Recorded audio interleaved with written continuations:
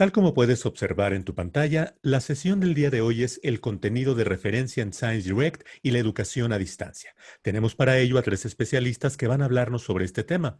En primer lugar, Arturo Díaz es licenciado en Dirección de Ventas por la Universidad del Valle de México.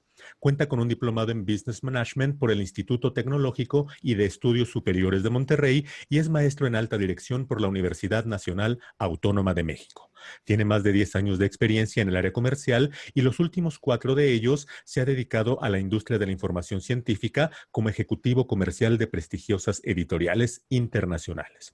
Actualmente desempeña el cargo de gerente de soluciones de libro electrónico para la región de América Latina Norte para Elsevier.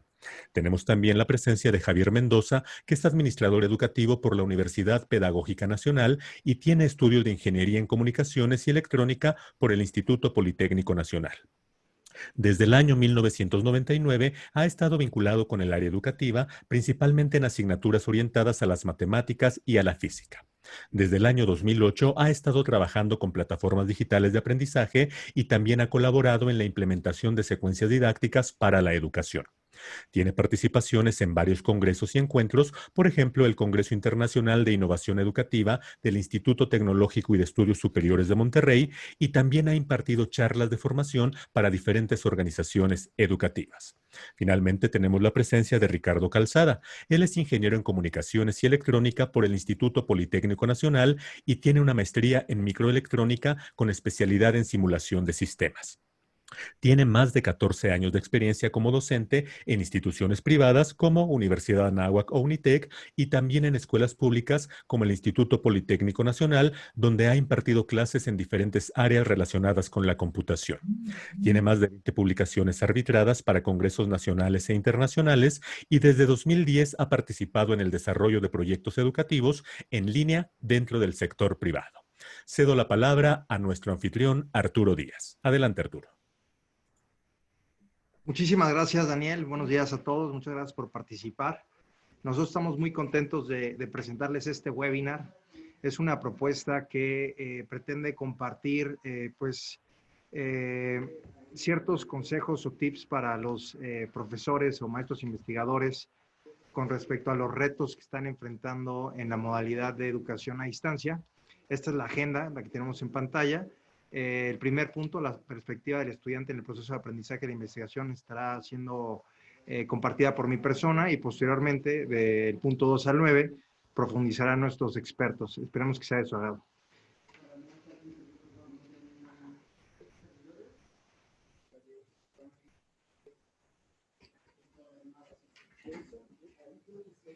Este primer bloque de la perspectiva del estudiante en el proceso de investigación es una breve introducción a la parte medular de este webinar que se centra en compartir prácticas que coadyuven a los maestros a enfrentar los retos del formato de educación a distancia que ha promovido la cuarentena que ha generado esta pandemia del COVID-19.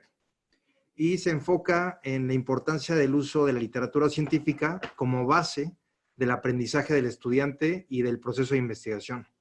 A su vez, es una interpretación de la presentación de mi colega Cristina Hopkins, consultora de clientes del Elsevier.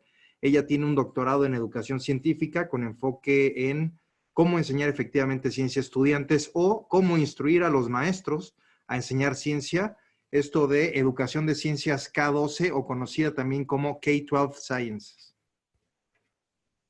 ¿Qué es la literatura científica? Bueno, para nosotros creemos que es una habilidad importante del siglo XXI. La gran mayoría de las personas que realizan investigación en la educación se enfocan en las palabras que componen el término y profundizan en estas y sus prácticas. Solo que para efectos de este webinar y el enfoque que le daremos, vamos a plantear qué es la comprensión de conceptos y procesos que nos mantienen informados y nos permite tomar decisiones, participar en actos cívicos y culturales y contribuir a la producción económica. Entonces, desde el punto de vista de Hopkins, los tres pilares de la literatura científica son, el primero, la comprensión del conocimiento, que este incluye los conceptos, las teorías científicas versus las leyes científicas y la terminología particular de cada área de estudio. En el punto número 2 está la comprensión de las prácticas del proceso científico, que comprende formular hipótesis, analizar datos y participar con argumentos basados en evidencia. El tercer pilar, la comprensión de la ciencia como proceso social, que considera los criterios para llegar a ser experto u obtener esa experticia, el rol del conocimiento y la revisión por pares, y por último, la influencia social y de género en la ciencia convencional. La literatura científica es importante por diversas razones. Entre estas, nos permite participar como ciudadanos responsables en nuestra sociedad. Por ejemplo, actualmente la pandemia promovida por la COVID-19 ha sido cubierta masivamente por todos los medios y en algunos casos la información es contradictoria. Es por esto que, al estar expuestas a tantas noticias, es de suma importancia identificar qué información es fidedigna y en cuál debemos profundizar. Definitivamente, estamos expuestos a un mundo de información falsa y podemos decir que la pandemia del COVID-19 ha ensalzado la importancia de la ciencia como medio de solución. Ahora, dejando de lado la pandemia del COVID y los medios de comunicación masivos, hay otras formas de ciencia falsa a la que estamos expuestos. Por ejemplo, hay más de 10,000 revistas depredadoras que evaden el proceso de revisión por pares, que publican artículos en revistas de baja calidad e impacto en términos del campo de la ciencia. De tal forma que estas malas prácticas conducen a lo que llamamos mitos científicos, que son considerados como hechos. Por ejemplo, es muy probable que hayan escuchado que las vacunas pueden causar autismo. Esto fue publicado en una revista científica y promovió un movimiento en contra de las vacunas que ha sido difícil de frenar aún en la fecha. Otro ejemplo interesante en nuestra sociedad es la creencia sobre la parte predominante del cerebro, ya sea el izquierdo o el derecho, que fue publicado en un artículo de una revista científica. Esta idea ya forma parte del imaginario colectivo. Por tal motivo, es importante enseñar a los estudiantes la literatura científica para que cuenten con las herramientas necesarias y puedan criticar la ciencia conforme penetre en nuestra sociedad. Hopkins profundiza en el primer pilar de la literatura científica, la comprensión del conocimiento, basándose en los estándares emergentes de la educación de ciencias K12, o también conocidos como los estándares científicos de la próxima generación.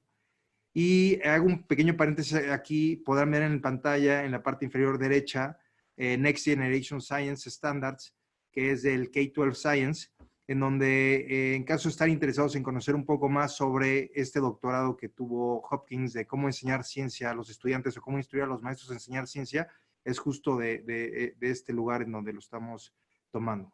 Continuando, estos estándares los científicos de la próxima generación se basa Hopkins porque son progresivos e involucran habilidades del siglo XXI y a la literatura científica como marco para el aprendizaje y enseñanza efectiva de la ciencia, también porque considera que son aplicables para el proceso de enseñanza en los niveles medio superior y superior. Estos estándares se relacionan con el conocimiento y bueno, incluyen contenido y habilidades. Y podemos observar que el primero es el entendimiento de los datos científicos básicos como el lenguaje, el vocabulario, conceptos, teorías y leyes. En el segundo estándar, la habilidad para identificar patrones y datos, seguido por la posibilidad de identificar y explicar las causas y efectos. El estándar 4, los sistemas y modelos de sistemas, que implica la comprensión del sistema de estudio y la utilización de un modelo para entender el sistema. Por ejemplo, la comprensión del sistema solar y la habilidad de explicar el sistema con un modelo.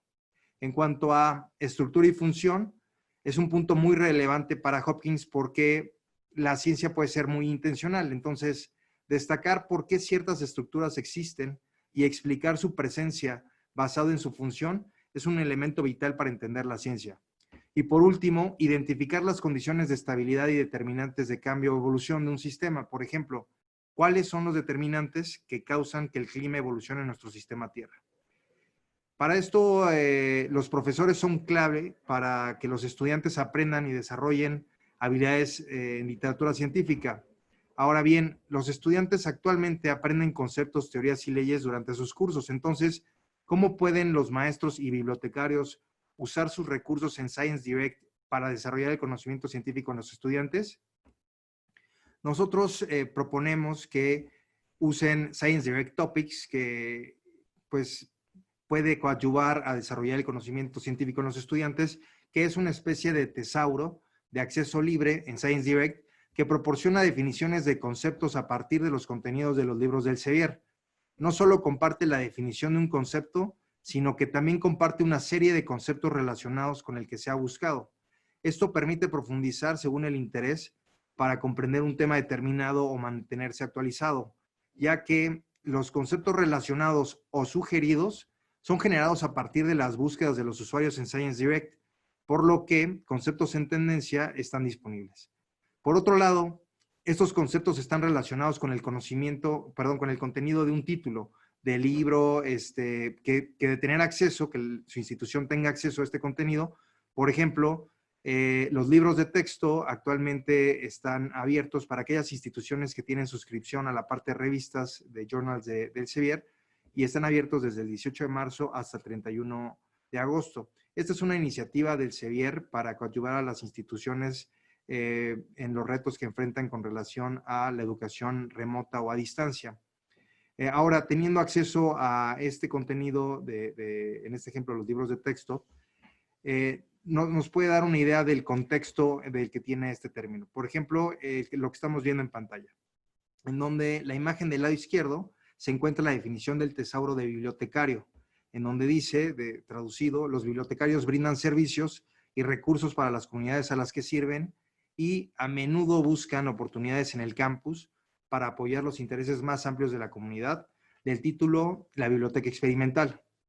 Y si vemos el resumen del título en la imagen del lado derecho, podemos observar que trata de recomendaciones para usar juegos de mesa como herramientas de aprendizaje experimental, tanto dentro como fuera del aula, y trabajaron para incorporar juegos como una experiencia para que los estudiantes participen a lo largo de su carrera universitaria.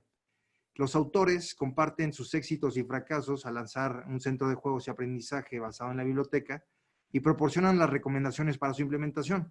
Con esto lo que trato de compartir es que Science Direct Topics no apoya únicamente a los estudiantes a desarrollar el conocimiento científico, sino que también beneficia a los maestros y bibliotecarios en términos de los temas que tengan de interés, ¿no? Como puede ser el caso aquí un bibliotecario, de su definición y cómo puede coadyuvar a la comunidad a la que sirve, y en este caso, cómo los maestros podrían innovar y tienen ciertos elementos ahí. Más adelante nuestros expertos profundizarán un poco más sobre Topic Pages. La idea de compartirles esta primera parte es que sepan que esto está disponible, es de acceso libre y que cualquiera lo puede utilizar. Continuando con la presentación, para entrar en las prácticas del proceso científico, preferimos usar el término prácticas en lugar de habilidades, porque para el proceso de investigación científica se requiere de habilidades y conocimientos específicos para cada una de estas prácticas. Estos son importantes porque ayudan al estudiante a entender cómo la ciencia se desarrolla. El involucramiento directo de los estudiantes en las prácticas les permite tener una idea clara de la diversidad de enfoques que podrían usar para investigar modelos y explicar el mundo a través de la ciencia. Ahora, continuando con el segundo pilar de Hopkins, las 5 prácticas que complementan el desarrollo del conocimiento científico son: la primera, hacer preguntas y definir problemas, que incluye hacerse preguntas a uno mismo, así como evaluar si las preguntas son comprobables y relevantes. En cuanto a analizar e interpretar datos, refiere a organizar e interpretar los datos y hacer análisis estadísticos, así como identificar las limitaciones y fuentes de error en estos datos. Con relación a construir explicaciones, prácticamente estas deben de ser limpias, basadas en variables dependientes e independientes, y aplicando el vínculo científico actual para relacionar la evidencia acertada, y la explicación debe construirse con base en hechos y datos. Para la cuarta práctica, debatir con argumentos basados en evidencia, no existe una forma específica como tal para realizar ciencia significativa. En este punto, los estudiantes deben evaluar y comparar los mejores métodos para abordar las preguntas que se hacen. Por último, obtener, evaluar y comunicar información. Para esta práctica es necesario reunirse y leer literatura científica y usarla para evaluar la evidencia y la confiabilidad de las afirmaciones, los métodos y los datos. En conclusión, brevemente, según Hopkins, La clave para enseñar el conocimiento científico y sus prácticas, expuestos en esta breve presentación, se basa en hacer uso de la literatura científica básica para identificar las fuentes que modelen aquello que se desea enseñar. Hopkins cree que es de vital importancia usar una estrategia metacognitiva para ayudar a los estudiantes a entender qué son las prácticas y en dónde están parados con respecto a su comprensión de estas. Por último, recalcar que un enfoque claro metacognitivo de la enseñanza complementará el aprendizaje en clase y los estudiantes podrán desarrollar las herramientas intelectuales necesarias para comprender múltiples disciplinas científicas y participar en el proceso de la ciencia. Es por eso que los maestros y los bibliotecarios pueden de ser de gran ayuda para que los estudiantes tengan una mejor comprensión sobre estas prácticas. Continuando con la presentación, y antes de ceder la palabra a nuestros expertos Javier y Ricardo, me gustaría compartirles esta imagen que es de la plataforma líder de Elsevier, Science Direct, que es la que ustedes saben tiene texto completo. Y la razón de esto es para que ustedes puedan tener una información actual con respecto al tipo de contenido que nosotros podemos encontrar en Science Direct. En ese sentido, esta pirámide tiene 3 indicadores clave, que el primero es revistas y libros, en donde se diferencia en verde en la parte superior las revistas y en recuadros naranjas libros en la parte inferior. Del lado izquierdo de revistas y libros vemos una flecha que va de pregrado a posgrado que hace referencia a la madurez del usuario en el uso del contenido, en los tipos de formato. Y en la base de la pirámide podemos ver con líneas punteadas en azul la relevancia de la información en el tiempo. En ese sentido, y haciendo el cruce en la parte inferior de relevancia e información en el tiempo con pregrado y libros, podemos encontrar las enciclopedias como la base de la información. Las enciclopedias es un buen punto de partida para empezar a conocer sobre un área, sobre un tema, ya que nos da una introducción integral y fundamental a una disciplina. Y también importante mencionar que las enciclopedias se renuevan cada 7, 8 años, en ocasiones hasta más tiempo. De esa forma, la relevancia de la información en el tiempo. Posteriormente tenemos los libros de texto, que es un formato diseñado para los estudiantes universitarios y la cobertura de sus cursos, y que cuenta con elementos pedagógicos para su aplicación académica y de los cuales estaremos viendo algunos ejemplos por parte de nuestros expertos. Y les recuerdo que aquellas instituciones que tengan acceso a la parte de revistas tendrán acceso hasta el 31 de agosto a estos libros. Si tienen alguna situación, al final de la presentación estarán recibiendo un correo, nos pueden contactar para aclarar cualquier duda. Posteriormente tenemos los ebooks o las monografías, que son títulos que forman parte de un área de estudio, una colección. Luego las series de libros, que ya es más dirigido a un área en específico, tienen volúmenes similares a los manuales, y después ya llegamos a las revistas. Entonces, dicho esto, y antes de ceder la palabra a nuestros expertos, compartirles que actualmente con este formato de educación a distancia, algunas sugerencias es que consulten con su bibliotecario cuál es el mejor método para acceder al contenido de Elsevier en Science Direct, para que no tenga ninguna barrera en términos de poder consultarlo o no. Y segundo, estaremos viendo algunas dinámicas para integrar este contenido a LMS o a Mendeley, y la sugerencia es que utilicemos un enlace en lugar de adjuntar el PDF, en principio por buenas prácticas, y segundo porque ustedes saben que el uso de estos recursos de información en estas plataformas, pues tiene ciertas descargas, ciertas consultas, ciertos informes que nuestros colegas, los bibliotecarios, requieren, y que de no adjuntar el enlace, pues solo quedaría en una consulta. Entonces, por mi parte, eso es todo. Espero que les haya agradado este primer bloque, y les cedo la palabra a mi colega Javier Mendoza. Muchísimas gracias, Arturo Díaz, por la participación. Agradecemos la valiosa información que compartiste con nosotros. Vamos a ceder la palabra a Javier Mendoza, pero antes 2 pequeños avisos. El primero es que, por petición de Javier, vamos a abrir el chat en este momento. Te vamos a pedir un favor importantísimo. Vamos a plantear preguntas de la manera más breve posible, y te vamos a recomendar que busques, antes de escribirla, escríbela si gustas, pero antes de enviarla, en la parte de arriba vas a ver que hay una pequeña cajita en donde dice tú. Ahí tú puedes seleccionar a quién lo vas a enviar. Si tú lo eliges para Elsevier México, así es como se llama, le va a llegar directamente a Javier para que él pueda responder. En caso de que tú lo enviaras a algún otro de los panelistas, nosotros le haremos llegar el mensaje. Ese es el primer aviso. Vamos a abrir, por lo tanto, el chat. Segundo aviso, tú notaste, si es que ingresaste antes de la hora, que tenemos una sorpresa para ti. A ti que nos has seguido a lo largo de estas 21 sesiones que hemos tenido, tenemos preparada una sorpresa. Quédate por favor hasta el final de esta sesión porque vamos a darte esta sorpresa. Adelante, Javier, bienvenido.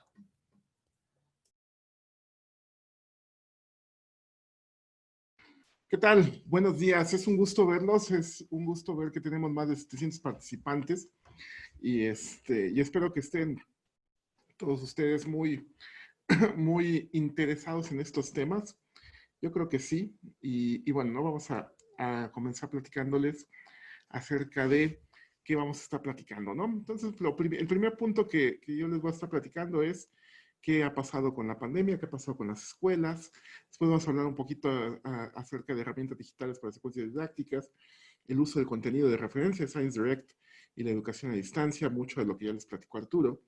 Después les vamos a presentar un modelo de presentaciones en línea y, y que igualmente espero que sea agradable para todos ustedes. Yo estoy seguro que sí.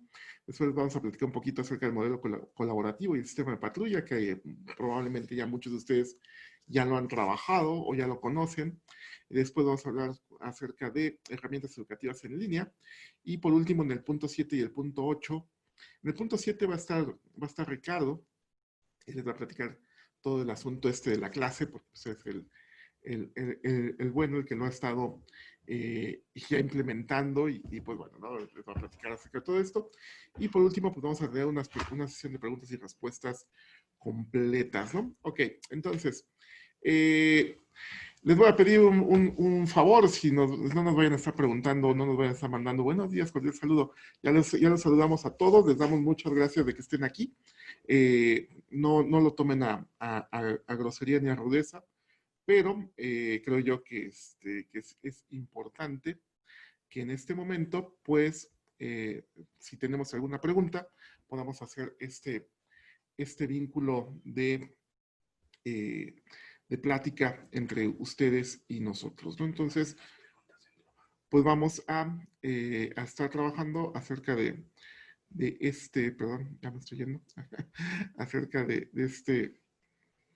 acerca de estos temas, ¿no? Entonces, bueno, vamos a empezar a platicar acerca de qué es lo que nuestros profesores nos han estado diciendo. Estos 5 profesores que tenemos ahí son algunos de los profesores con los que estuvimos platicando. Y, pues bueno, el primer punto que nos marcan es que las clases terminaron de forma abrupta, ¿no? O sea, de repente estaban muy contentos, muy felices trabajando ustedes en sus centros escolares y pues sucedió que el día 18 de marzo aquí en México, por ejemplo, les dijeron ya no vamos a regresar a clases presenciales y vamos a estar trabajando en línea.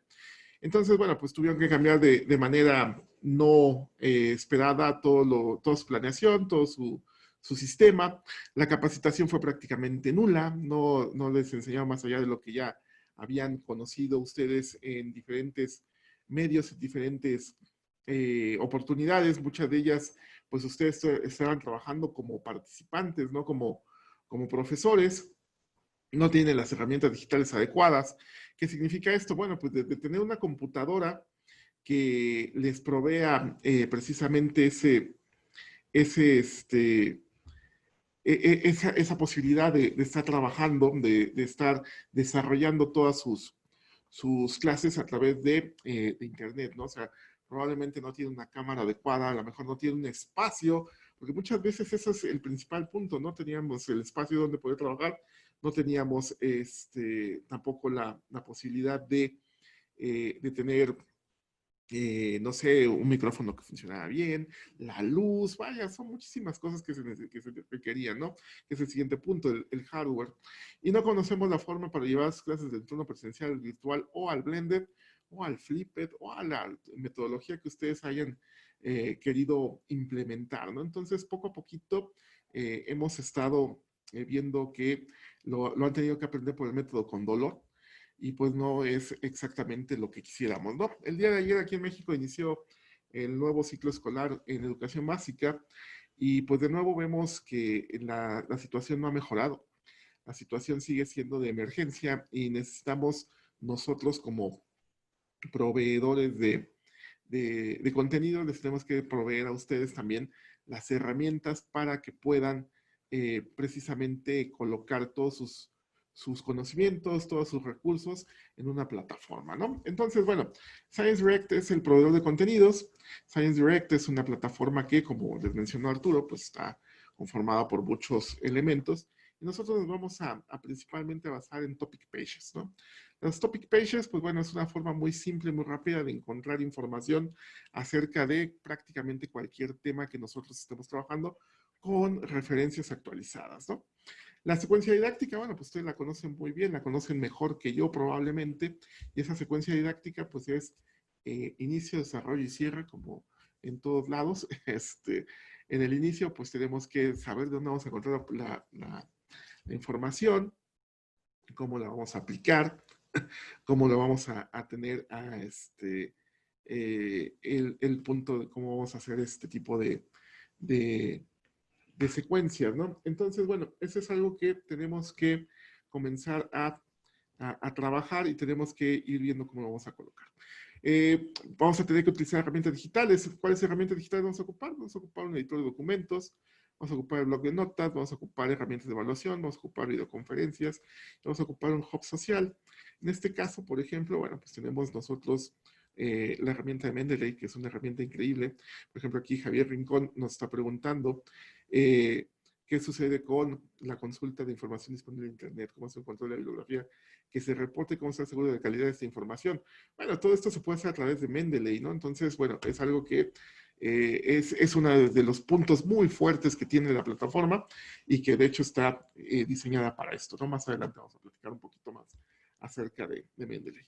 El uso de contenido de referencia en Science Direct y la educación a distancia es decir, el siguiente tema que queremos platicarles. Es lo que les decía, ¿no? Nosotros vamos a ocupar Science Direct y principalmente vamos a ocupar con topic pages y con los ebooks, que como les decía igualmente Arturo, pues están abiertos hasta el día 31 y pues vamos a ver qué sucede después. Ojalá y pues se pudiera ampliar un poquito más porque creo yo que es el tiempo en que los van a empezar a ocupar más, pues empieza el nuevo ciclo, ¿no? Entonces, bueno, esas son nuestras dos principales herramientas con las que nos vamos a basar. Y como les decía, ¿no? Pues topic pages, ahí colocamos nuestro tema, el que nosotros queramos, el que nosotros estemos pensando que es el más adecuado. Y pues a través de él, pues vamos a estar mejorando nuestras clases, ¿no? Mejorando nuestra información válida y certificada. Vamos a platicarles un poquito acerca del modelo de los 5 pasos para las tutorías en línea. Es importante esto, ¿por qué? Porque, bueno, generalmente y en todos los colegios que estemos trabajando, eh, dicen que estoy hablando muy rápido, vamos a hablar un poquito más lento. Vamos a hablar acerca de un modelo de educación en línea, ¿no? Este modelo de educación en línea que vamos a ocupar es precisamente, pues bueno, el modelo de los 5 pasos. Está diseñado por la doctora Gilly Salmon, que es una doctora que se ha dedicado desde hace muchísimos años a esto de la educación en línea, y pues nos marca 5 pasos para ir avanzando en el desarrollo de la implementación de las clases en línea, ¿no? El primer paso, pues, es el acceso y la motivación.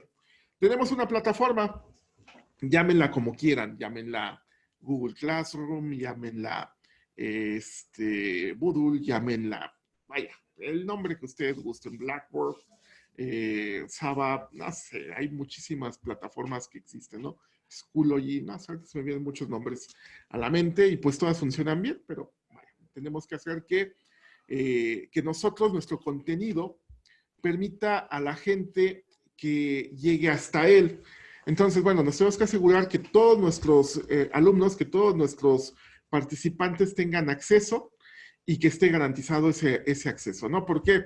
Porque ustedes lo han vivido. Sí, más adelante se los voy a mencionar, ¿no? Es más, les voy a poner aquí de una vez, mira, los Amparo nos está preguntando. Y pues vamos a ponerles ahí el nombre, es Gilly Salmon, así como está. Y pues bueno, ¿no? Dice que nada más estamos mandando amiguita. No, vamos a mandar a todos los participantes. Ahí está. Listo, ¿no? Y usted lo ha vivido. Si el alumno no tiene acceso o no puede acceder a la plataforma, lo primero que va a decir es no sirve. Entonces nos tenemos que asegurar que toda la gente tenga esa posibilidad de ingresar y que si tiene algún problema, el soporte le responda lo más pronto posible. Lo más pronto posible no implica que sea de inmediato, porque también si ustedes tienen una sola persona que no es el especialista en soporte técnico y no es el que está al pendiente todo el tiempo, pues es imposible pedirle que cuando al alumno X a las 2 de la mañana no tenga acceso a su contraseña o tenga algún problema, se le responda al minuto. Entonces, también hay que procurar eso de los horarios, ¿no? Los horarios no tienen por qué estar, pues totalmente ligados a la necesidad del alumno, ¿no? Porque, pues, vaya, no es obligación de tener ahí un esclavo todo el día pensando que va a estar ahí en el minuto respondiéndoles, ¿no? Entonces ese es el punto, el punto para que puedan ingresar, ¿no? Una vez que ya tenemos el acceso asegurado, pues nos vamos a la motivación. La motivación es, bueno, ya estamos adentro, ya tenemos un lugar, ya tenemos un aula. Ahora los tengo que motivar a que lleguen. ¿Cómo los voy a motivar? Ya tengo mi documento en Topic Pages, ya hice yo mi documento para entregarlo muy bonito. Y el siguiente paso es montarlo en la plataforma. Ya lo monto, igualmente, lo tengo muy bien puesto ahí en mi plataforma. Está muy bien construido. Y pues ahora el siguiente paso es avisarle a nuestros alumnos que está ahí. Ya que lo tenemos colocado en la plataforma, pues los vamos a dar a conocer. ¿Cómo? Bueno, yo no soy muy fan de los mensajes de WhatsApp. ¿Por qué? Porque nos dan no tan solo la información que necesitamos, sino que también abren la puerta que tengan nuestros números telefónicos y no sabemos quién está del otro lado. Entonces, es algo que necesitamos que podamos tener esa seguridad de que no todo mundo que esté del otro lado de la pantalla pueda saber quiénes somos, ¿no? Entonces, vamos a procurar utilizar las plataformas de mensajería de la plataforma, ¿no? Entonces, todas las plataformas tienen eso, ¿no? Mínimo tienen una plataforma de mensajería, todas las plataformas tienen la manera de enviar mensajitos, ¿no? Y si no tienen, bueno, pues podemos utilizar una plataforma que no nos pida que compartamos nuestro número telefónico, como cuál, por ejemplo, Telegram, ¿no? Entonces, motivamos a que entren, ya tenemos el documento, supongamos que es un documento de la Segunda Guerra Mundial, y yo les mandé el brief que es el día de, ¿no? Entonces ya lo mandé, digo, ya está colocado el mensaje, el documento correspondiente al día de en la plataforma, ellos ingresan, ellos lo tienen ya en su aula virtual, lo comienzan a trabajar y ya estamos cubriendo el primer paso. El segundo paso que tenemos es, espérame, se me está perdiendo aquí el PowerPoint, es la socialización. Ya que lo tenemos ahí, ya que les avisamos que ingresen, pues los tenemos que hacer que empiecen a colaborar entre ellos. En este paso de la socialización en línea, pues, de nuevo, tenemos que nosotros ser un papel muy importante. Muchas veces nosotros como profesores en el método presencial, estamos acostumbrados a que llegamos, colocamos nuestra lámina, supongamos que aquí atrás en lugar de en la pared de LCD tenemos un pizarrón, ponemos ahí nuestras láminas, ponemos ahí nuestro retroproyector, ponemos ahí nuestra presentación de PowerPoint o la herramienta que estamos ocupando y nos dedicamos a en ese momento platicar y platicar y platicar y platicar acerca de este modelo. Y en este modelo, pues, estamos trabajando con él, ¿no? Y nos ha funcionado bien durante toda nuestra experiencia profesional. Pero, ¿qué creen? Pues ahora no tenemos pizarrón, no tenemos aula presencial, no tenemos nada de eso. ¿Cómo vamos a provocar la socialización? Bueno, pues la socialización en línea principalmente se va a dar entre los participantes, sean jóvenes, adolescentes, pues, adultos o quienes estén participando. Muy probablemente ellos ya están socializando. ¿A través de qué? Lógicamente, de redes sociales, de Facebook, de no sé, de todas las herramientas, hasta de TikTok, del que a ustedes les guste, ellos ya están socializando. ¿Qué tenemos que hacer? Pues que en esa socialización se toquen los temas que nosotros tenemos expuestos en nuestra aula virtual, ¿no? Entonces, ese es el principal punto, ¿no? Si logramos que comiencen a socializar en línea, pues lógicamente vamos a poder ir avanzando, ¿no? Si Alberto Tamaris tiene alguna pregunta, por favor que lo escriba en el chat, ¿no? Es lo que estoy viendo, no puedo darle la palabra en este momento, ¿no? Entonces, bueno, ese es el principal punto de la socialización en línea, ¿no? Ya lo que nos tenemos ahí, nosotros seguimos lanzando preguntas clave, ¿no? Por ejemplo, ¿qué día fue el día de? No, pues que ya empiezan a contestar, ¿no? Fue el día 6 de junio de 1944. ¿Para qué se hizo? ¿Cómo se hizo? Y todo este tipo de preguntas nos va a ir creando un flujo de información que a nosotros nos va a ir retroalimentando, que a ellos nos va a ir alimentando de información y vamos a ir pudiendo crear la infraestructura de la clase. ¿Qué estamos haciendo? Estamos sacando la información de el pizarroncito, lo estamos sacando hacia otros medios, ¿no? Y aparte de todo, lo puede consultar otras personas en el momento que lo crean necesario. Ok, el siguiente punto es el intercambio de información. Ya estamos nosotros provocando que socialicen. Lógicamente va a existir el alumno que va a decir, yo tengo cierta información que encontré en X y Z páginas. Nosotros tenemos que arbitrar esas páginas y decir, bueno, de tu información que obtuviste, para mí la información de la página X y Y me parece adecuada, pero de la Z no tanto. Y darle los argumentos de por qué no es lo adecuado que él hubiera pensado. Entonces es algo que tenemos que estar muy conscientes que hay que estar haciendo, ¿no? Sí van a intercambiar información, pero hay que levantar focos rojos en el punto en que creamos necesario y creamos suficiente que no es la información lo válida que podría haber sido, ¿no? Entonces, siempre hay que tener esa consideración, ¿no? Entonces, bueno, ya intercambiaron información, ya vemos que ya entraron, ya están motivados, ya socializaron, ya intercambian información. Y en el siguiente punto viene el que más nos importa probablemente, que es la construcción del conocimiento. Si ya tenemos información validada, ya tenemos información arbitrada, ya tenemos todo el flujo de datos que necesitamos y que queremos, el siguiente punto es construir el conocimiento. Yo hasta este punto 4, que es muy claro en la secuencia didáctica, que el inicio pues es armar nuestros documentos, motivar el acceso, que estén presentes, asegurar que puedan entrar, y hasta el inicio de la socialización es el inicio de la secuencia didáctica, ¿no? El segundo punto, pues, es el desarrollo del mismo, y el punto fuerte es la construcción del conocimiento. Estamos en la segunda etapa de la secuencia didáctica, y pues es hasta aquí donde yo les pediría que utilizáramos la teleconferencia. Ayer estaba yo en un foro en el que están hablando de educación a distancia y decían, es que la única herramienta que se tiene y hay que poder aprovechar es esta, Zoom, o Teams, o cualquiera que ustedes me digan de teleconferencia.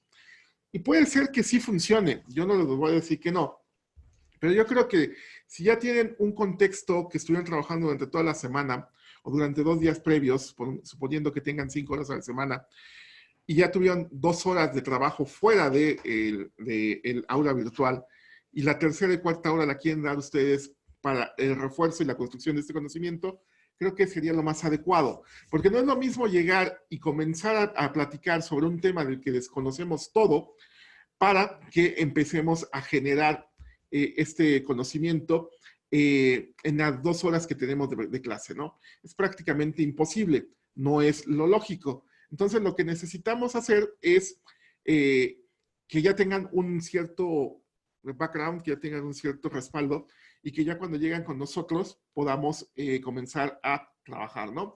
María Elisa Sánchez González, te pido lo mismo. Si tienes alguna pregunta, escríbela en el chat y le vamos a estar haciendo caso, no te preocupes. Me dice, entonces, bueno, esto es en cuestión de la construcción del conocimiento. El último punto de los 5 pasos, pues es el desarrollo, ¿no? Ya que construyeron conocimiento, ya que estamos ahí platicando muy bien, que ya tenemos todos los puntos bien afinados, vamos a desarrollar nuestro potencial de nuestra clase. ¿Y por qué no? Vamos a conectarla no nada más con el grupo pequeño que tenemos aquí, vamos a conectarla con grupos más grandes, vamos a conectarla con grupos más fuertes y vamos a procurar que ese intercambio de información no se quede nada dentro de la plataforma, que lo podamos compartir y que lo hagamos funcionar de la mejor manera, ¿no? ¿Cómo vamos a hacer esto? Bueno, esto lo vamos a hacer a través del modelo colaborativo. El modelo colaborativo es algo que a mí en lo personal me encanta, es algo que a mí me parece increíble y que está basado en el savoir-faire o en el saber hacer, aprender haciendo, y requiere interacción entre todos los individuos. En un grupo tenemos individuos de muchas procedencias, de muchas características. Va a estar aquel que le es muy fácil trabajar solo, va a estar aquel que le es muy fácil socializar, va a estar aquel que le cuesta mucho trabajo socializar, va a estar aquel que sus intereses son completamente diferentes a los que tienen en el grupo, pero tenemos que saber ensamblarlos y tenemos que saber hacerlos trabajar, ¿no? Entonces, esta metodología, pues, se basa en esto, en la interacción. Fue desarrollada en 1907, o sea que tampoco estamos hablando de algo que sea el último grito de la moda, pero que por alguna u otra razón no ha sido lo bien adoptada que hubiéramos querido, ¿no?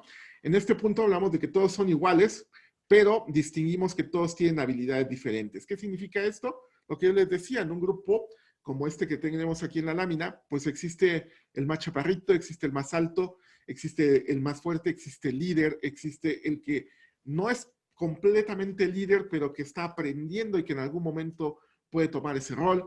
Y de todos los demás, que son los 4 que están en medio, vamos a poder asegurar que en algún momento van a ir desarrollando sus habilidades para poder tomar el liderazgo del grupo. Entonces, ustedes tienen que ir procurando que esos grupos los puedan hacer que funcionen de esta manera proactiva y de esta manera colaborativa y que no dejen que ninguno se vaya quedando, ¿no? Por ejemplo, si tienen un grupo de 40 personas, de esas 40 personas, pueden hacer 5 grupos de 8 u 8 grupos de 5 y estar notando cómo se va desarrollando cada uno, poner, para que no se llenen tampoco de papeles, poner que el líder de cada grupo pues les mande algunos de los trabajos ya digeridos que ellos hicieron y que solamente tengan que revisar 5 u 8 trabajos, o tengan que estar revisando 40. Entonces, y que puedan estar asegurándose de que todos están desarrollando las habilidades que requiere su curso, ¿no? A eso se refiere el modelo colaborativo. Ahora, estos son puntos muy claros, ¿no? Estos ustedes, yo creo que los han visto, estos chicos, los fines de semana, en especial los sábados, en muchos de los parques de sus ciudades. Y el sistema de patrulla se basa en estos 6 puntos que aquí les estamos marcando, ¿no?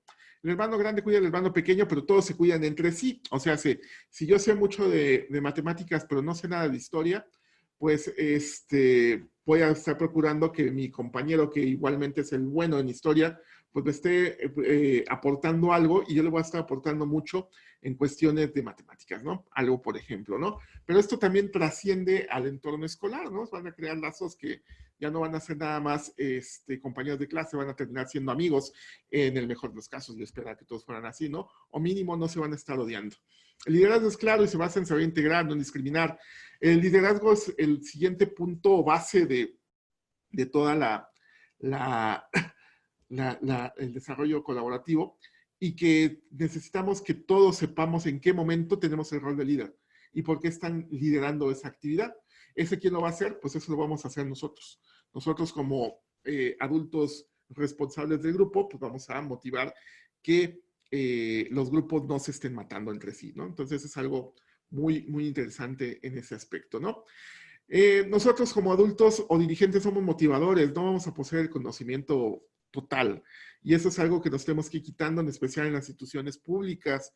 Las instituciones públicas tenemos mucho eso de que el profesor es intocable y el profesor es el que tiene el conocimiento y no se puede equivocar. Imagínense si seguimos con ese método que en pleno siglo XXI, en el año 2020, sigamos como en el 1540, en el que teníamos ese tipo de ideas, ¿no? Entonces, no poseemos el conocimiento, no poseemos las habilidades para dirigir el avance de nuestros alumnos, ¿no? Vamos a tener avances controlados y aquí es donde entran en juego 2 cosas. Las insignias o badges y la gamificación. Háganlo todo de manera que sea divertida. Y eso igualmente va para bibliotecarios y para profesores y para todos aquellos que estamos involucrados en el método, ¿no? En el sistema educativo. Si nosotros vamos dándoles pequeños estímulos a la gente, la gente se va a interesar en lo que estamos haciendo. Y si nosotros, en lugar de poner que causamos terror por el método de algoritmos que es súper complejo y súper difícil y solamente yo tengo la posibilidad de hacerlo, pues no va a llegar nadie ni a mi clase, ¿no? Entonces, yo lo que tengo que hacer es que vamos a hacer el gran juego. El juego no significa que le perdamos la seriedad, pero va a significar que todo va a estar basado en pequeñas presas, en pequeños logros que vayamos alcanzando clase por clase, punto por punto, escalón por escalón, y que le pongamos pequeños desafíos y pequeños retos a todos y cada uno de nuestros alumnos, ¿no? Y que comprendamos que todos son capaces de resolver todo a su manera y a su tiempo. O sea, no es necesario que lo terminen programando, ya estoy hablando de programación, se me está viendo solamente mucho esto, que programen algo en 5 minutos, el chiste es que lo programen bien. Que si se tardan el tiempo que sea del desarrollo del tema, una semana, pues que se tarden la semana, pero que también tengan esa posibilidad de hacerlo de la mejor manera. Si es el que lo hace en 5 minutos, perfecto, se lo aplaudimos y también se lo reconocemos, pero respetemos que todos vayan por allá, ¿no? Vámonos. El siguiente punto son las herramientas educativas en línea. Vamos bien. Y bueno, ya tenemos estas herramientas educativas que tenemos que tener la diversidad. Tenemos el punto de encuentro. El punto de encuentro, pues, es nuestra plataforma. Vamos a tener ofimática en línea, Google Classroom, Office 365. Hay un montón también de estos, ¿no? Teleconferencia, Zoom, Teams, Hangouts, Meet, el que ustedes gusten también. Formularios, pues igual Google Forms, Office Forms, todos los que tengamos. Y el blog de notas, ¿no? Entonces, vámonos. Esas son las herramientas que tenemos para trabajar y espero que pues ustedes los tengan muy, muy claros, ¿no? El siguiente punto pues es la clase muestra y vamos con, pues, con lo que nos está platicando Ricardo. Ricardo ya está aquí casi listo. Le doy muchas gracias. Los invito a que puedan estar platicando a través del chat y les quiero compartir antes de irme, déjenme regresar para acá, quiero compartir aquí en el chat un grupo que tenemos de Mendeley, de educación en línea. Aquí está, voy a poner aquí el vínculo. Y antes de retirarme, por el momento, regreso unos minutos que termine Ricardo. Y en este grupo nosotros estamos compartiendo información constantemente y pues ahí ustedes igualmente nos pueden estar escribiendo y estamos en contacto con ustedes. Voy a cerrar la cámara y el micrófono unos segundos y le damos paso a Ricardo. Muchísimas gracias, Javier, por tu interesante aportación. En un momento más vamos a tener a Ricardo Calzada. Te recuerdo, por favor, no te vayas a ir, quédate hasta el final de esta sesión porque tenemos una gran sorpresa para ti que has estado siguiéndonos a lo largo de estas 21 sesiones. Adelante, Ricardo.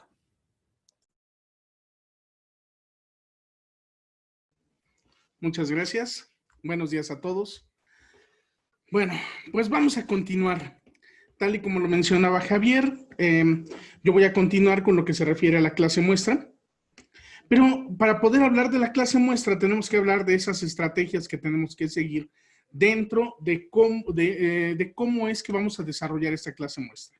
Para esto vamos a hablar primero de nuestros apoyos didácticos, cómo seleccionamos las actividades acorde a esos apoyos didácticos, cómo provocamos el interés, que si se dan cuenta son directamente los 5 pasos, es una aplicación del método de los 5 pasos, el proceso de evaluación y retroalimentación, y ya finalmente les mostraré una clase, un ejemplo de clase ya desarrollado. Bueno, ¿qué clase de documentos tenemos? Permítanme un segundo.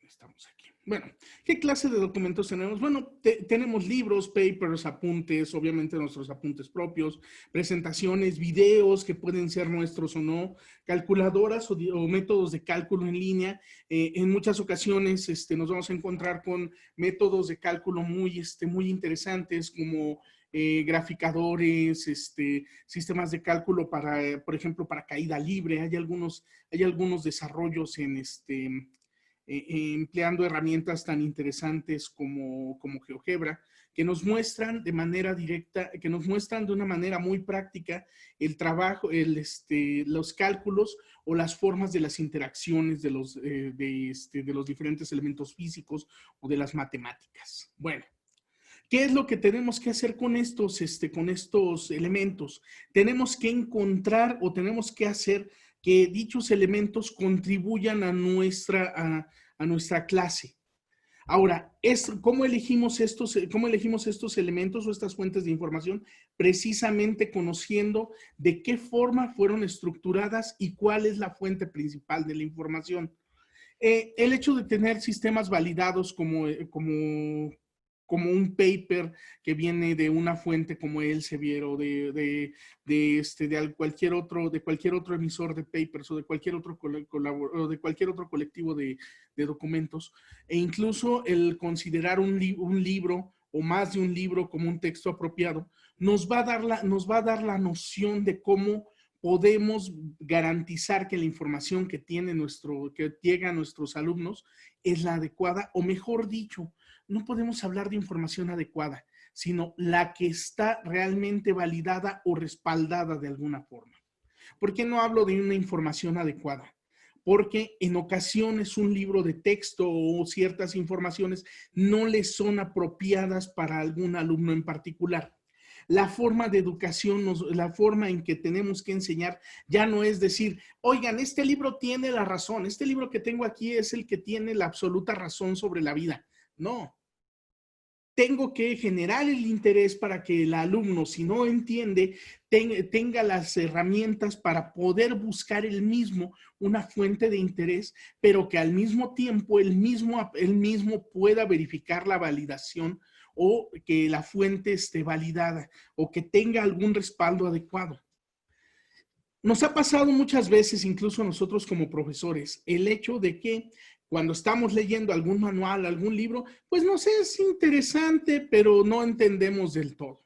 No es que no tengamos todas las bases, sino que a veces la forma de redacción o la traducción o qué sé yo de la fuente suele tener diferencias con nuestra manera de actuar. Por lo tanto, podemos no considerarlo adecuado o puede tratarse de algo que nos puede traer problemas incluso de manera personal. Así es que ahí es donde entra nuestro criterio y tenemos que es esa misma experiencia que tenemos en la selección de documentos, transmitirla a nuestros alumnos para que ese trabajo autodidacta que hacemos en la selección o generación de documentos, ellos mismos sean capaces de replicarlo. Lo mismo sucede con los videos. No es necesario que nosotros, profesores, aprendamos a crear y editar videos. ¿Por qué? Porque resulta ser que estos videos, en ocasiones muchos son generados por gente especialista en temas específicos. Es muy común en nuestro caso, es muy común en el caso de la enseñanza, por ejemplo, de la física, que gente de física, como el famosísimo Crespo, tengan videos muy interesantes que den lugar que nos muestren de una manera más práctica el origen o la validación de muchos temas de física. Profesores, por favor, alguien acaba de levantar la mano. No estamos respondiendo preguntas de manera oral. Tienen que escribir sus preguntas en el chat, por favor.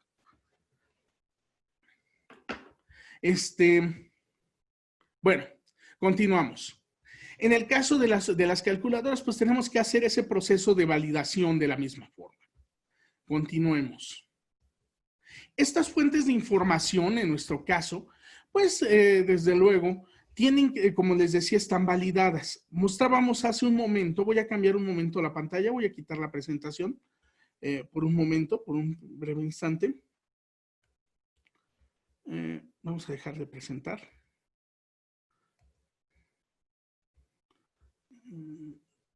Finalizar presentación y vamos a mostrar directamente nuestro acceso. Ahí está. Pero si nosotros vemos muchas de las entradas que tenemos directamente hacia el Sevier nos van a mostrar rutas, bueno, no hagan caso por favor al spam, rutas de cómo podemos mostrar o de dónde proviene la información. Aquí estamos. Perdón. Observen que en nuestro caso los tópicos están adecuadamente ordenados. Y nuestro caso en particular, que en este caso directamente está ubicado directamente al conjunto de documentos que se encuentran dentro de la plataforma del Sevier. Ahora, podemos tomar cualquier tema y observaremos que la información no solamente, vamos a ver dolor abdominal, en este caso estamos direccionando al tesauro, nos da un conjunto de resultados en los cuales nosotros podemos seleccionar casi cualquier documento que no sea adecuado. Observen que no hay un solo documento. Profesores, por favor, seguimos teniendo manos levantadas. Vamos a contestar las preguntas de manera escrita, por favor. Sus preguntas escríbanlas en el chat, por favor.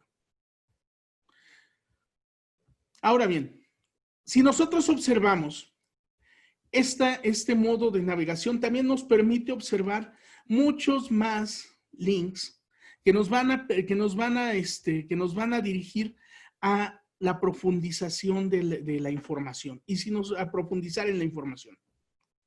Esta es la forma en que tenemos que nosotros guiar a nuestros alumnos. ¿Por qué? Porque toda la información que proviene de aquí está validada. Ya sea por la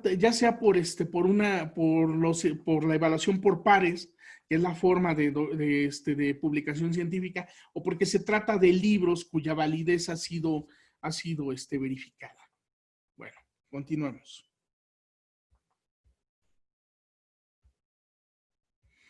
También la idea no es extendernos toda la mañana, ¿verdad?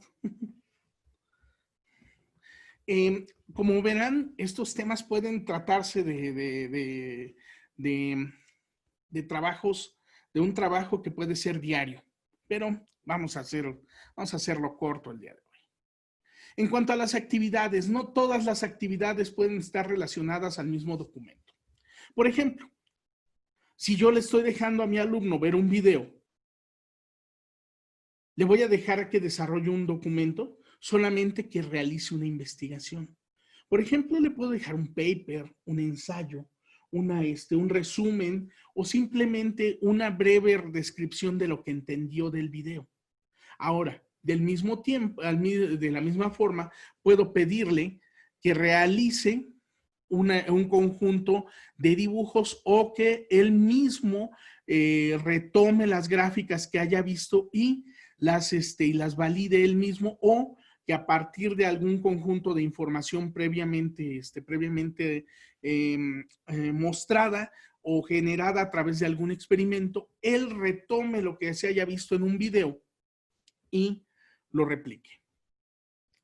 En cuanto a las líneas de tiempo, por ejemplo, estamos hablando de documentos muy interesantes, ya que se pueden aplicar tanto a un desarrollo histórico como a un proceso de aprendizaje o de desarrollo de alguna actividad que se haga de manera real, ya sea en el laboratorio o de manera a lo largo de una clase. Por ejemplo, es muy común en el desarrollo de algoritmos, vamos a volver a los algoritmos, que se enseñe en la evaluación y desarrollo de algoritmos, que se enseñe dentro de la clase más de una metodología de algoritmos donde se hace una comparación asintótica.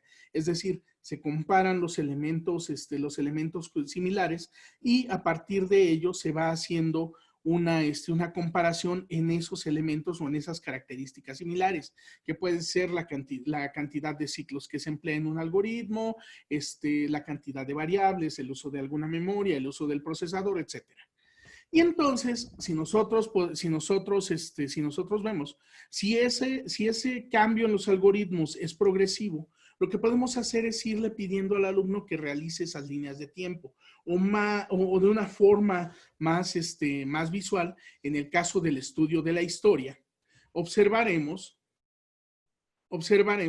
que toda esa información la podemos ir poniendo dentro de una línea de tiempo donde podrán poner fechas que mostrarán dicha información.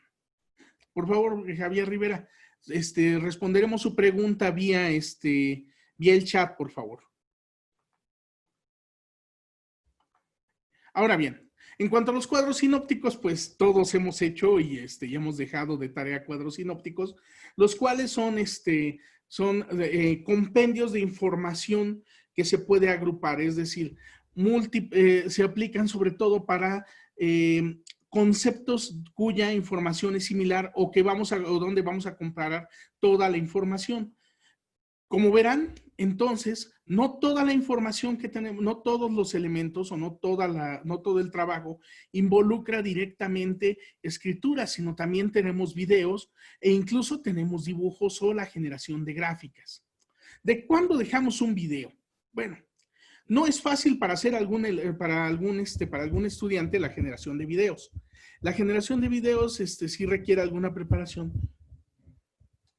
pero requerimos que ese video esté relacionado con la información que le hemos proporcionado al alumno o incluso la generación de talleres, como platicaba hace un rato Javier, el uso de ocupar métodos colaborativos nos dará una gran herramienta, la cual a través del intercambio podrá generar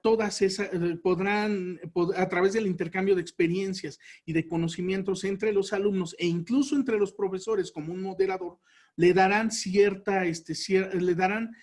expertise a los alumnos para que esos procesos de creación vayan cambiando. Y no solamente generaremos un conocimiento respecto a un tema, sino vamos a generar un conocimiento global e incluso aplicativo. La idea esencial de la actividad es que no solamente se quede grabado en el cerebro, sino que esa información sea aplicable y que incluso esté dirigida a la aplicación de la vida real. Un ejemplo es algo que sucede directamente en los laboratorios. Todo el mundo se ha preguntado por años, bueno, ¿y qué hago? Todo el mundo se ha preguntado los últimos 4 meses, ¿y qué hago con el laboratorio de física, el de química, el de matemáticas, el de electrónica? El de computación. ¿Qué es lo que hago? Sencillamente, no solamente es decir, pues ahí está la práctica y hazla como puedas, sino nos tenemos que convertir directamente en súper profesor y enseñar que la ciencia está en todos lados y que lo que estamos aplicando y que todo lo que estamos enseñando se puede aplicar en casi cualquier área de nuestra casa o con el material que tengamos a mano. Un ejemplo de esto es directamente cómo es que le enseño equilibrio de fuerzas a un alumno. De la forma más simple. Colgando un hilo y unas monedas. ¿Por qué? Porque las monedas tienen un peso, tienen aproximadamente el mismo peso si son iguales o de la misma denominación. Con lo cual yo puedo controlar directamente la masa que le estoy aplicando a nuestro sistema de fuerzas. Y planteando un sistema en equilibrio, yo puedo incluso calcular la tensión considerando la gravedad. Ejemplos tan simples como con hilos y monedas y quizás algo de diurex y quizás algo de cinta adhesiva. Nos van a mostrar precisamente, le van a mostrar al alumno e incluso a nosotros que lo que estamos aplicando está dentro de dentro de cualquier parte de nuestra vida. Ahora bien, una vez que hemos realizado nuestras actividades, tenemos que verificar que esas actividades cumplan con lo que hemos solicitado o que cumplan con nuestras necesidades. Para esto ocupamos las rúbricas. ¿Qué tan importante es una rúbrica? Bueno, pues no solamente le va a mostrar al alumno qué le voy a calificar, sino también me muestra a mí sino también la idea es que muestre cuáles son las habilidades o las, ¿cómo se llaman?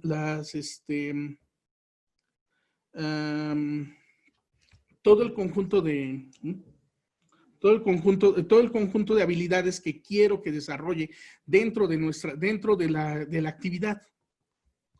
Ahora bien, recordemos que esto también es bidireccional, porque si el alumno no es capaz de realizar el trabajo de manera correcta o el conjunto de alumnos no nos realizan el trabajo de manera correcta, entonces para nosotros pueden estarnos mostrando el hecho de que la información que le proporcione no es la adecuada o que sencillamente yo no supe transmitir la forma correcta o redactarlo de tal forma que el alumno logre dicha actividad. Recordemos que el proceso es un diálogo, es decir, tanto yo los escucho como ellos me escuchan. En nuestra actividad diaria tenemos que estar totalmente seguros que como profesores no somos el absoluto ser omniconsciente y omnicognosciente de los temas, ¿no? ¿Por qué? Porque eso ya no es. El conocimiento tiene que venir de algún lado y tiene que ser, ¿qué? Corroborado y contrastado. Recuerden que la ciencia en particular es la mejor conjetura que se tiene de un fenómeno. De esta misma forma, nosotros podemos verificar ese grado de aprovechamiento, hasta dónde puede llegar a través de la retroalimentación. La propia retroalimentación o verbalización por parte de los alumnos nos va a decir qué tanto ha penetrado el conocimiento dentro de su proceso cognitivo. Ahora bien, para esto nosotros tenemos que realizar desde luego nuestras tareas, que sería la revisión de trabajos, en ocasiones cuestionarios para verificar casos específicos de conocimiento o puntos específicos dentro del conocimiento, la verificación de trabajos complementarios como presentaciones por parte del alumno, en donde ellos verbalizarán o pondrán en palabras todo el conocimiento adquirido e incluso las formas, incluso aplicarán los métodos de investigación a partir de las bases que uno ya les haya dado. Y recuerden que en la calificación y en nuestra evaluación todo importa. Bueno, pues vamos a nuestra clase muestra. Para esta clase muestra me voy a dirigir a uno de los elementos, o mejor dicho, a un sitio de internet con el cual hemos estado trabajando, que es donde terminé personalmente el semestre, mi semestre en el instituto. Y es una plataforma muy simple, es un LMS muy simple, el cual está montado en un dominio llamado Lolo Learning. Bueno, por favor no tomen nada. Era uno de los pocos que estaban libres y era relativamente económico. Entonces, esta plataforma propiamente está basada en WordPress, pero contiene un poderoso LMS que nos permite agrupar las clases y verificar los accesos e incluso restringir los accesos por grupos completos. Ahora, como verán, cubrí varios cursos en dos instituciones públicas. La mayoría son del Instituto Politécnico.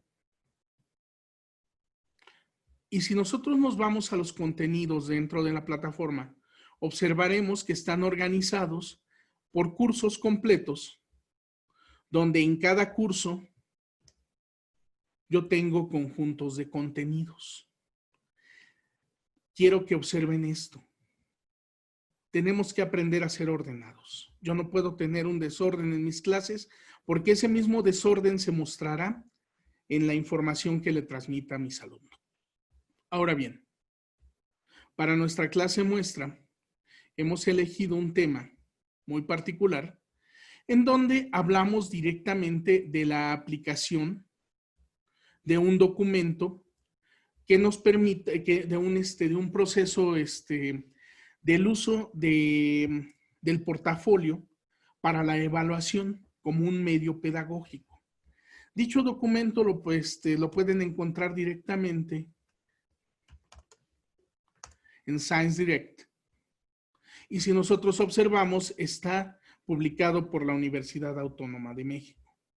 Este documento les recomiendo le den una leída, es muy interesante, ya que habla muy conscientemente y bajo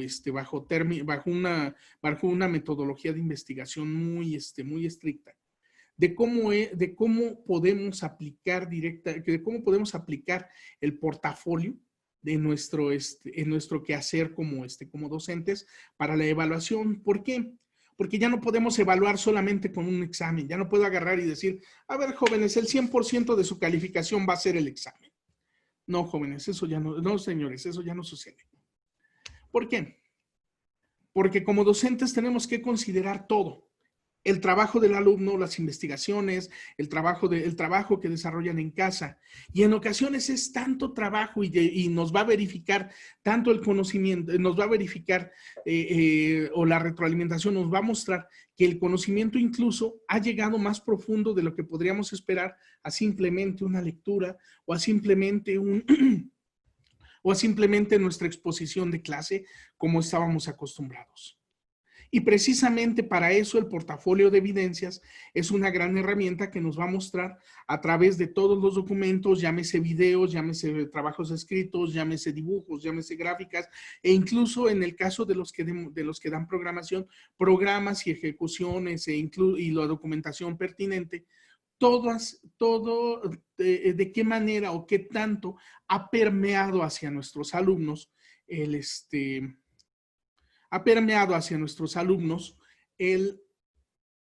proceso de investigación. Les comparto la liga del documento en el chat para que lo tengan presente. Aún así, pues está libre el acceso en Lolo Learning a este sitio. Solamente necesitan inscribirse y solicitarnos el acceso, aunque también este proceso se encuentra dentro de Mendeley. El documento lo hemos estado publicado en una de las entradas de Mendeley, la cual renovaremos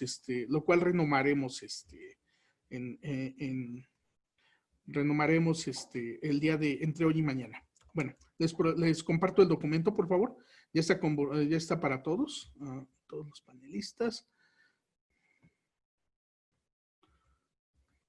Creo que ya está. Sí, ya está todo. Ok, ya les he compartido el documento, por favor. Ya lo pueden visualizar todo el mundo. Ahora bien, esa es la liga de acceso, el portafolio formativo, un recurso para la reflexión y autoevaluación. A partir de la estructura del documento, la cual vamos a observar que nos habla de 3 formas o de 3 estructuras básicas del portafolio, es cómo se han desarrollado las actividades. ¿Cómo se hicieron estas actividades? Bueno, si se dan cuenta, son 3 actividades simples. Redacte con sus palabras una descripción de los 4 contenidos pedagógicos y explique cómo los emplearía en su clase. Lo cual son textos cortos, pero que implican la lectura y el entendimiento del funcionamiento de las metodologías pedagógicas que se muestran dentro del documento.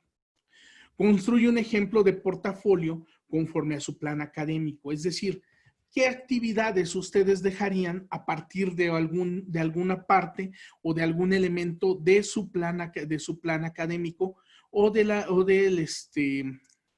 de su planeación de clase, lo cual nos ayudaría ya a hacer una aplicación directa del uso del portafolio? Ahora, identifique al menos un elemento de oportunidad de mejora en su práctica docente acorde a la forma de trabajo. Esto es parte de la retroalimentación. Si se dan cuenta, al momento en el que se aplica directamente la construcción de los ejemplos, desde luego, uno notará aquellas oportunidades o aquellos pequeños cambios que podremos realizar en el trabajo.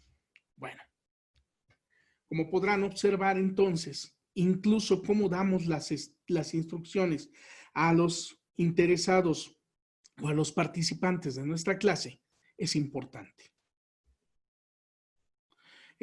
Vamos a algunas preguntas de las que tengo aquí. Desde Science Direct se puede acceder al... No, pero lo vamos a publicar. Lolo Learning es una plataforma externa, necesitan registrarse y ahí también, y a partir de eso se les da acceso a los documentos. Y va a estar en el grupo de Mendeley. Y va a estar en el grupo de Mendeley. Buenos días, he venido trabajando con portafolios y rúbricas, pero tengo una inquietud. Elementos básicos de una rúbrica. ¿Cuál es positivo y negativo en el uso de estos instrumentos? Bueno, no es que haya positivo o negativo, sino más bien qué nos es más útil dentro de la evaluación o dentro de nuestro proceso formativo hacia los alumnos, cuáles de esos elementos podemos considerar acorde a nuestro grupo. Hay que ser muy juiciosos en ese aspecto, porque no todos los grupos se prestan para realizar todas las actividades. ¿Cuáles de esas actividades sabemos que les van a ser útiles? Y adaptar el modelo, ¿no, Ricardo? Sí, perdón. Me voy a hacer un poco para acá. Voy a hacer un poco para atrás el micrófono para que nos escuchen a los dos. Sí, el modelo de la rúbrica, o sea, ¿qué elementos? Lo que se refiere Ricardo es, bueno, espero que se haya sido así, perdón. Es que sea adaptar dependiendo del grupo, adaptar los elementos de la rúbrica, ¿no? O sea, por ejemplo, si vas a tener un grupo que es totalmente práctico, pues no le vas a poner elementos teóricos en exceso, ¿no? Entonces le vas a poner muchos ejercicios que los van a resolver bien. Y pues, lógicamente, los que sean muy teóricos, pues ellos iban a querer conocer mucho, tener mucho trabajo de documental. Entonces, bueno, es ir identificando las características de tu grupo. Eso creo que es lo principal, ¿no? Entonces, bueno, vamos a ver qué más podemos hacer por aquí. Buenos días, he venido, esta es la misma. Desde Science Direct, ajá, esta también. Dice que si la plataforma es similar a Classroom. Ese es el plugin de WordPress que está ocupando Ricardo. Tiene un nombre específico. Sí, se llama Cloevo. Llama Cloevo. Pues montas un WordPress y después agregas Cloevo. Obviamente hay un conjunto de herramientas. Como les comentaba, yo al menos tengo casi 10 años en esto. Javier tiene más de 12.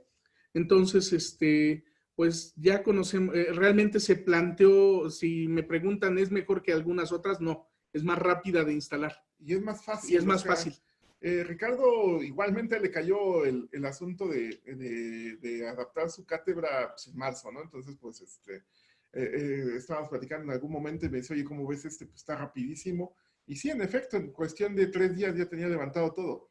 Entonces, pues sí, es muy simple en este aspecto, ¿no? Entonces, si ustedes, y está muy enfocado al profesor, no está enfocado a un centro escolar. O sea, él como puso su plataforma para él como profesor, pues en 3 días ya tenía todo levantado y pues le resultó muy simple. Si su centro escolar le da una plataforma como tal, pues hay que echársela con aquella, no nos podemos utilizar otra. Pero si les da permiso, les da oportunidad de ocupar la que quieran, pues sí es un punto que se podría aprovechar. Desde Science Direct se puede acceder, ok, esta ya la habíamos contestado. Muy bien. Vamos a tener ahorita una sección de preguntas. Son 20 minutos que tenemos. Yo tengo aquí anotadas algunas de las que no se han respondido todavía. ¿Correcto? Te las voy planteando. Tenemos alrededor de 20 minutos para esta dinámica. Entonces, amigos, ya saben, a través del chat vamos a ir planteando las preguntas. Milcar Olaya pregunta, ¿qué tan malo es tener una enciclopedia del 2007 o años anteriores, puesto que se actualizan? Depende de qué temas tengas, porque, por ejemplo, si es, no sé, un tema que no sea muy recurrente, por ejemplo, no sé, se me viene a la mente la zona arqueológica de Teotihuacán.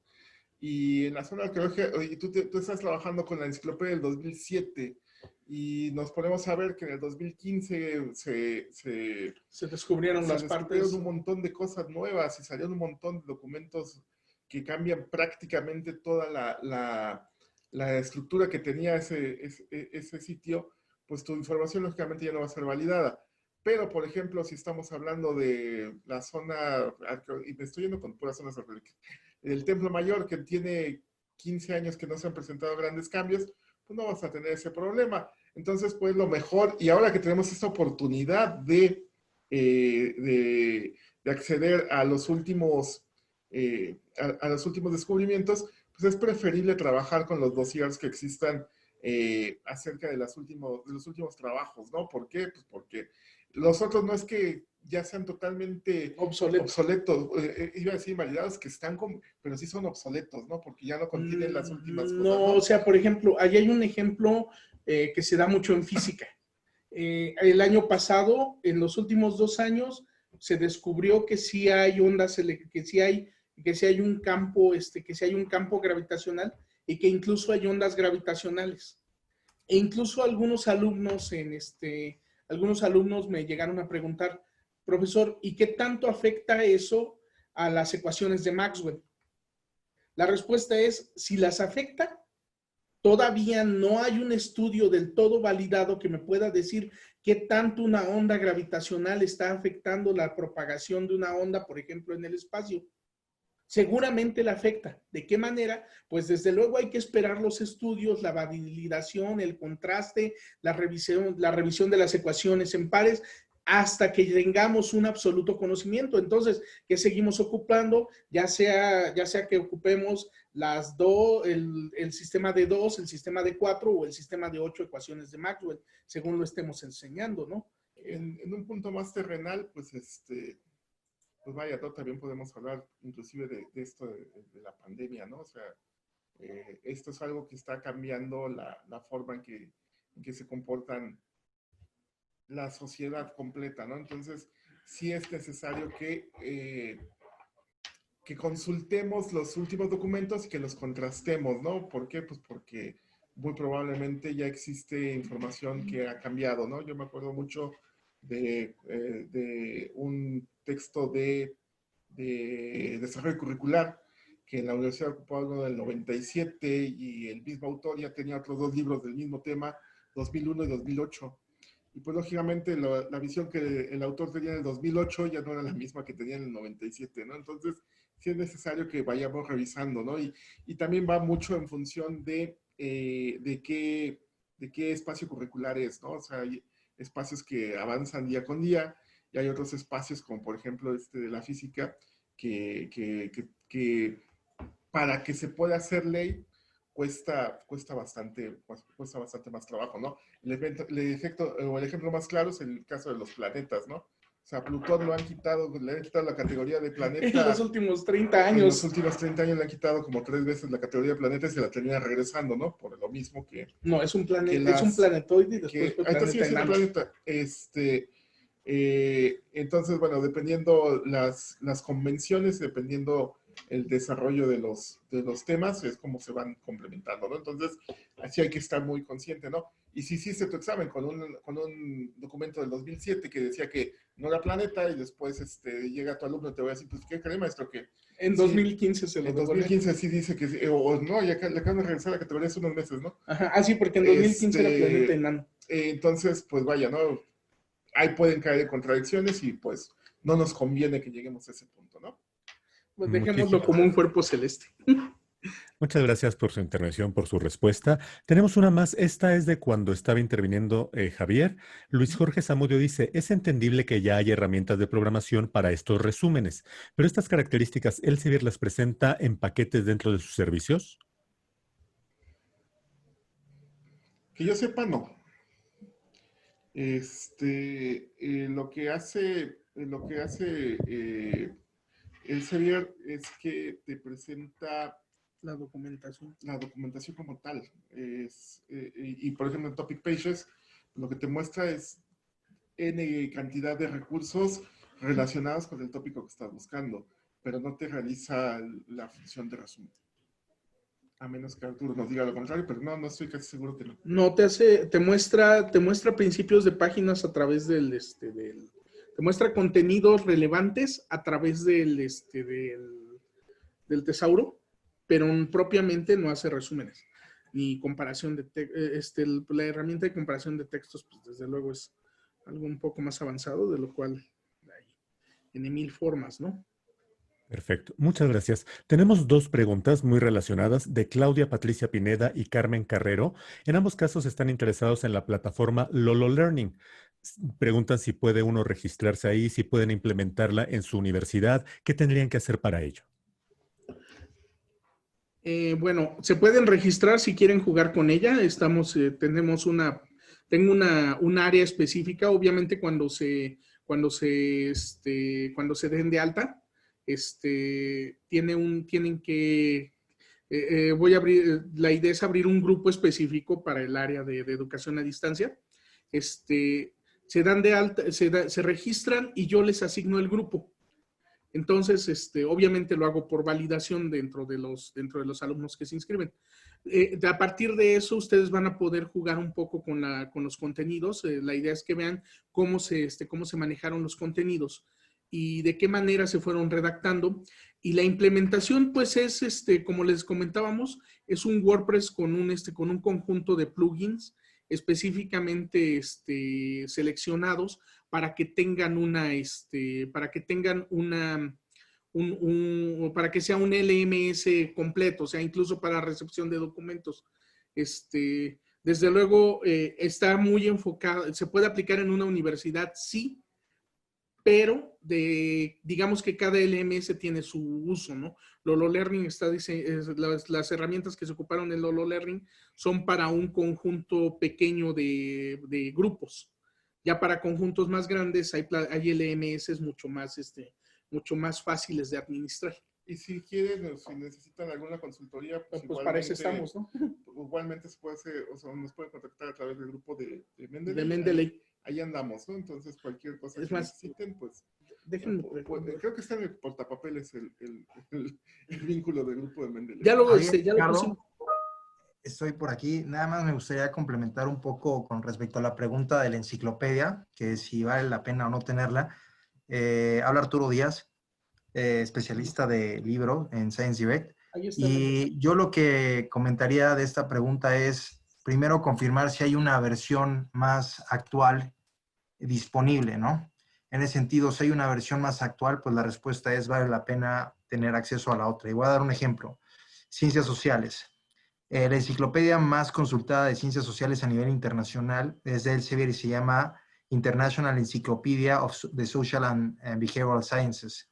La primera edición es del 2001 y la segunda edición salió hasta el 2015, ¿no?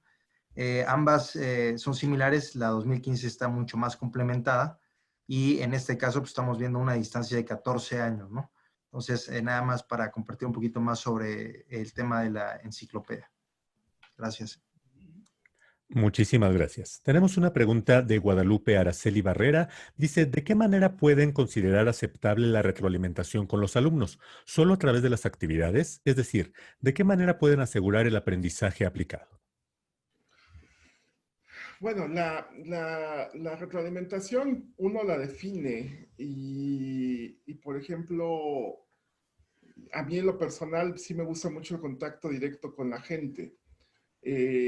Entonces, bueno, pues yo sí considero muy importante, por ejemplo, la participación en clase cuando es presencial. Cuando no es presencial, pues lógicamente esa participación no se va a dar en clase o toda se va a dar en la teleconferencia, si es que utilizamos con teleconferencia. Entonces, para eso existen herramientas tales como los foros, por ejemplo, y en el foro sí es muy importante y es bien difícil lograr que se realice la retro como uno la tiene pensada, pero uno tiene que, es lo que les comentaba, uno tiene que ser el guía del grupo, ¿no? O sea, uno tiene que ir, si le dice, coloquen tu opinión en el foro, bueno, ya la colocaron y solitos no van a llegar las respuestas van a llegar conforme uno las motive. Entonces, pues, en este caso, pues esa retroalimentación nos va a llegar dependiendo de qué tanto motivemos y de qué tanto conectemos las respuestas. Por ejemplo, ahorita Ricardo hablaba de planetas enanos, ¿no? Entonces, pues podemos poner, ¿qué es un planeta enano? Pues lo van a contestar. Y pues entonces el trabajo de uno es ir encendiendo esas llamitas para que los demás los vayan intentando apagar y que se vaya propagando esta colaboración, ¿no? Entonces, si logramos colocar eso, pues el límite es el que nosotros tengamos predefinido, ¿no? O sea, hasta aquí llega el tema, ya sea por tiempo o ya sea por saturación del mismo tema, que ya está acabado. Esas son las dos cosas, ¿no? Generalmente se nos da por término de tema, no porque saturemos el término de tiempo, no porque saturemos el tema. y es algo que sí tenemos que ir organizando nosotros, ¿no? Se puede dar también a través de grupos de Telegram, insisto, yo WhatsApp no lo quiero utilizar mucho porque sí es, Pues no es revela muy mucha seguro. información. Sí, no es muy seguro en ese aspecto, pero se puede hacer a través de este tipo de herramientas, y además, pues bueno, los trabajos escritos siempre son nuestro principal momento, pero ahí va la retroalimentación persona a persona.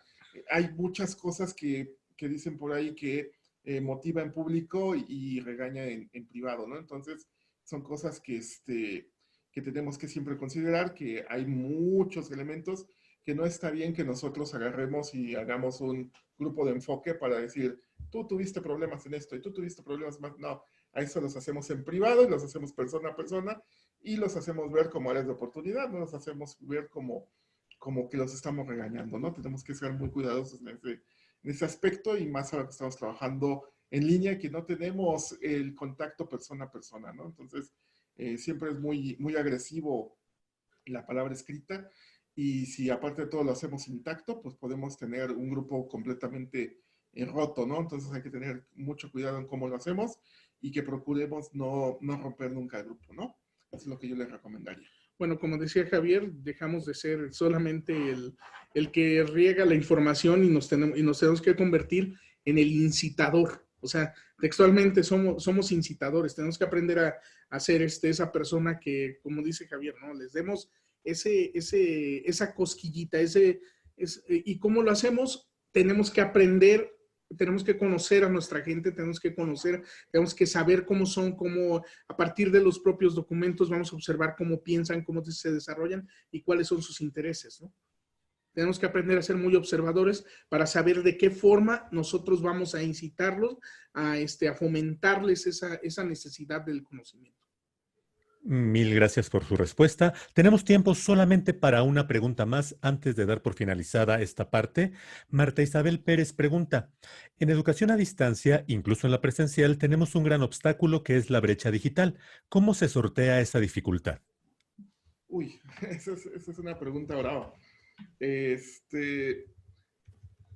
Mucho tiene que ver el esfuerzo de todos, y bueno, si la brecha digital es alumnos, profesor, pues sí es necesario que el profesor pues ponga mucho de su parte, que rompa mucho su paradigma de cómo está planteado todo, y que empiece él a considerar como muy, muy importante el uso de las herramientas digitales, ¿no? Hay una viñeta que está circulando mucho en las redes sociales que dice, está un salón de clases y dice, prohibido entrar con celular a un salón de clase, ¿no? Y a partir de marzo de este año es prohibido entrar sin celular a la clase, ¿no? Entonces, desde ese punto de vista, yo muchas veces les comento de mi récord de 28 celulares decomisados en una clase, y después de cómo hubo la necesidad de ir cambiando ese punto al modo de ir incorporando esta herramienta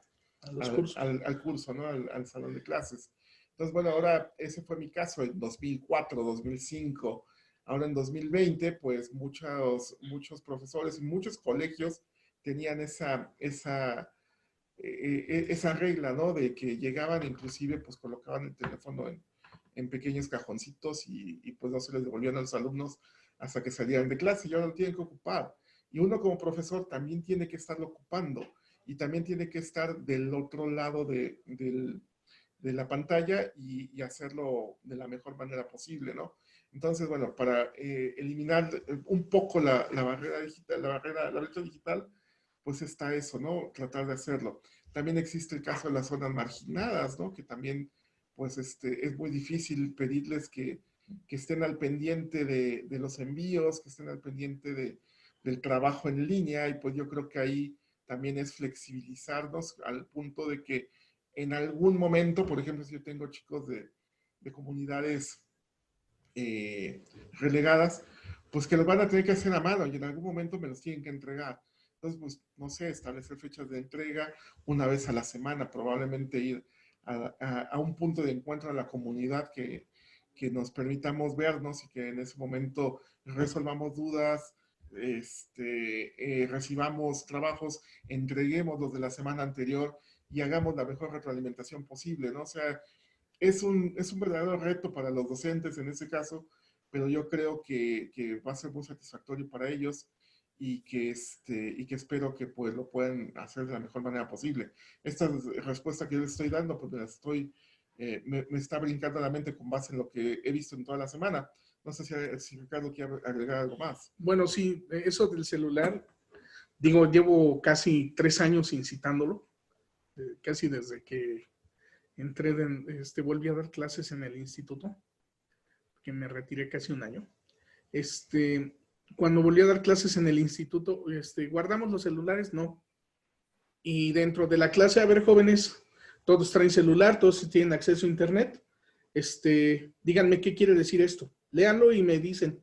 Y conforme voy avanzando con la clase, ya no solamente somos locutores, ya somos interactores, interactuamos con ellos. Ellos tienen que ir aprendiendo que el conocimiento a construir sus propios conocimientos, que nosotros podemos transmitirles una parte de la formación, pero que ellos mismos tienen que ser actores, que la información está a la vista de todos y que tienen que interactuar. Ahora, lo que decía Javier, sí, en este momento yo soy de la misma idea de que la educación tiene que ser asíncrona. ¿Qué quiere decir eso? Que no necesitamos estar en un medio físico todos al mismo tiempo, ni les voy a decir, quiero todo hoy mismo, me terminan sus tareas mientras estén conectados al Zoom. No, eso no va a servir. Tenemos que ser lo suficientemente, tenemos que ver quiénes son nuestros alumnos, de qué manera están interactuando, cuál es nuestra comunidad, cuáles son sus necesidades. Aún estudiantes de ingeniería actualmente que viven en comunidades alejadas o que sus papás ya no pudieron pagar la estancia aquí en Ciudad de México, tuvieron que retirarse a sus comunidades. Y hay gente que te hablaba cada 15 días, que me mandaba un mensaje cada 15 días, profesor, ya me voy al internet y ahorita le llegan las tareas, se las va a mandar fulanito de tal. Porque para que salgan más rápido, se las copio, pero por si las dudas, se las manda fulanito de tal, o si no llegan. Sí, o sea, ¿Por qué? Porque bajan a la cabecera municipal, al cibercafé del pueblo, le mandan las tareas, pero son cada 15 días, cada 8 días. ¿Por qué? Porque son 2, 3 horas de la cabecera municipal al rancho, a la ranchería. Pues sí está muy complejo todo Sí, es muy esto, complejo. y no es un problema que podamos solucionar en cuestión de segundos, ¿no? Entonces, No, y la flecha, y ahorita es donde están votando todos esos problemas. Y también están votando los problemas de incluso de nuestra falta de pericia para dar, para dar dichas materias. o dar O dar alternativas. Y es donde tenemos que aprender a flexibilizar sin dejar de dar nuestra clase y sin dejar de cumplir nuestros objetivos y nuestros temarios. Muchas gracias por su respuesta. Hemos agotado el tiempo. Agradecemos infinitamente a Arturo Díaz, a Javier Mendoza y a Ricardo Calzada por sus oportunas e importantísimas intervenciones.